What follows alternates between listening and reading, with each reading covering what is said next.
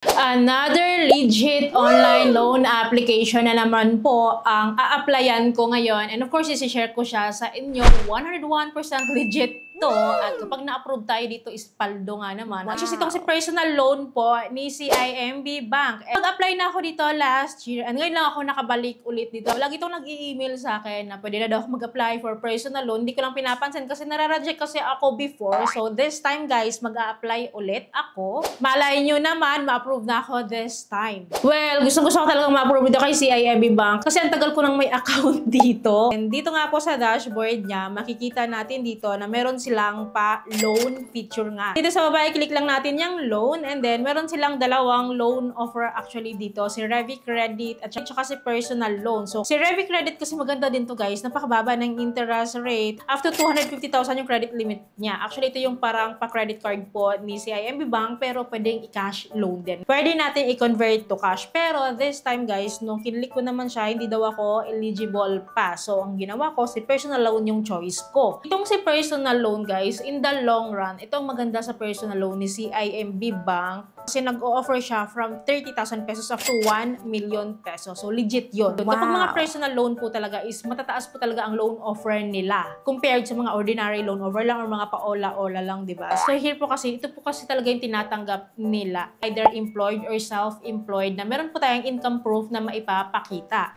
Well, kapag makalusot din naman tayo, paldo nga tayo dito. Kasi nga, di ba, maganda talaga yung pautang niya and napakababa ng interest rate. Well, anyways, no, click lang natin to apply for a personal loan. And here po, I need to agree their terms and conditions. Ito po, bago tayo mag-proceed, ang eligible lang daw to apply dito. It must be a Filipino and a non-US person, at least 21 years of age. Then, meron daw tayong gross monthly income of 15,000 pesos. So, kaya, di ba? We must have a Philippine mobile number. We must have a Philippine mailing address. So, sa mga OFW po na nagtatanong dyan, so ito na po yung sagot. Ito nga po yung required documents po na kailangan nila. So, kung meron ka nito, good for you. It requires a 1 full month's payslip, Certificate of Employment, BIR 2316 or 1701. Hindi po pwede dito ang unemployed guys at wala tayong mai-upload talaga dito. Pwede naman siguro kung meron kayong income proof. So, let's see. So, anyways, click lang natin tong let's start. And then, dito po meron siyang loan simulation dito na nagpapautang nga po siya from 30,000 up to 1 million pesos. And then, from 12 months to pay to 60 months to pay. Or 1 year to pay to 5 years to pay. So, ganun naman talaga. Mga pa-personal loan ng mga bangko guys, long term po talaga yung in-offer nila. So, ako guys, binaba ko siya sa 30,000 pesos. Alam niyo naman ako, no? Lagi akong sa minimum amount to cash loan lang. And then, yung repayment ko is 12 months to pay ko lang siyang kinuha. And then, I need to input the purpose of loan. Well, wala namang maling sagot dito. So, pipili lang tayo ng isa. And then, after po ako makapili niyan, so, lalabas yung aking monthly installment daw na 2,836.79 for 12 months to pay. And then, meron daw akong monthly indicative interest rate of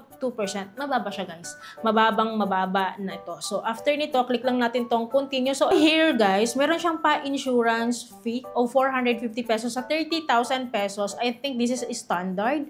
Or, we can skip naman this one. Kung ayaw po natin, pwede natin siyang hindi i-agree. Right after that one, guys, I need to update, no, my home address. So, meron na ako ditong details kasi di ba may account na ako dito. So, I need to update lang. And then, I need to fill up yung mga hindi pa na-fill upan dito. And then, after that, nagre-require pa sila ng other details ko like my gender, civil status, emergency contact number. Isa lang naman yung nire-require nila. So, after providing that, so here po, nagre-require sila na employment type, occupation, source of funds, gross monthly income, name of business, length of business, and then yung contact number ko daw, at saka yung TIN ko po. Well, after po nito, kailangan na naman daw pong pilapan yung ating business address. Kasi since ang nilagay ko po kasi doon is self-employed po ako, nagre-require talaga sila ng business address ko or business ko mismo, yung details nun. So, I need to fill up this one. Well, of course, kung ang pinili mo ay employed ka, iba rin yung fill upan mo regarding din po yan sa company details mo. So, for me, dahil self-employed yung pinili ko, ganito po siya. Well, after po nito, I need to review my application details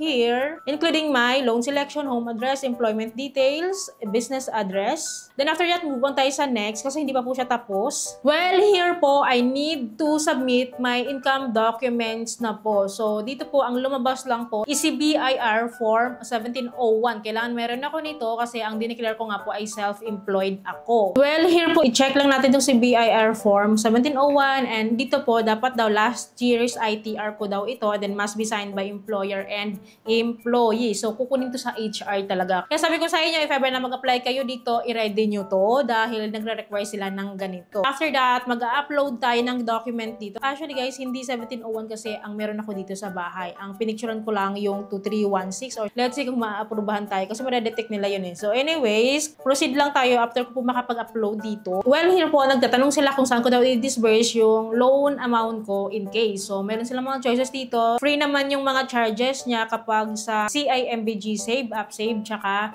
Fast Plus. So, meron kasi akong mga accounts sa ganito, like si GSave. So, yan yung pipiliin ko, of course. But anyways, pwede din naman natin siya i-disperse sa ating other bank or other bank account po. Meron siyang charge po na 500 pesos. Ang laki, no? So, anyways, kinlik ko si CIMB GSave. Then, after po nito, we need to choose kung manual ba tayong magbabayad or auto-debit. So, ang pinili ko, guys, is si auto-debit para hindi na ako mag-isip ba. Parang ikakaltas na lang nila doon sa account ko. After this one, save lang natin. And then, guys, nakalagay dito, my document is being reviewed daw and this can take between 1 to 2 banking days. So may chain tayong pagdadaanan dito. So this time nasa document verification ako and then after that the personal details verification. After that is the employment verification naman, income verification and then loan offer na. Well guys, hindi siya real time ha na magkakaroon talaga ng results po agad since 1 to 2 banking days talaga yung nire-require nila. Ganito naman si CIMB Bank. Usually nga tumatawag pa yan eh. Anyways, for your information guys, few hours nagkaroon ng notification sa akin si CIMB Bank. I need to submit daw ulit my document. Hindi daw nila mababalidate yung income document details ko. Kasi nga diba, alam ko na yon. Hindi BIR 1701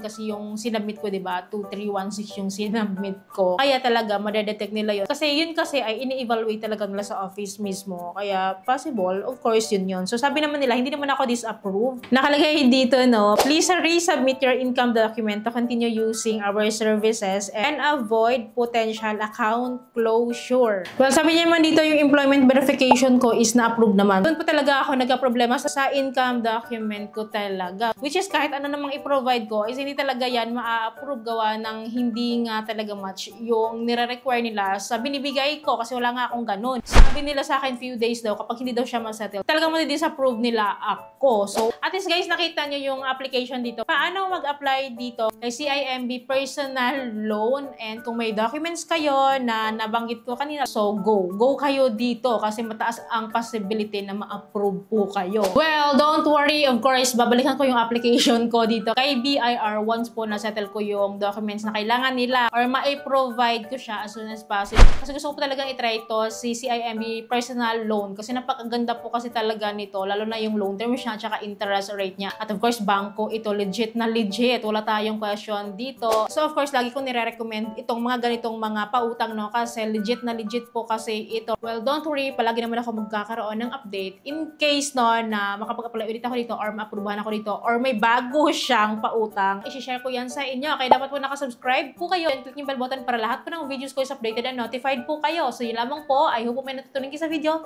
I hope nakatulong tong video sa inyo. Thank you for watching this video. Bye!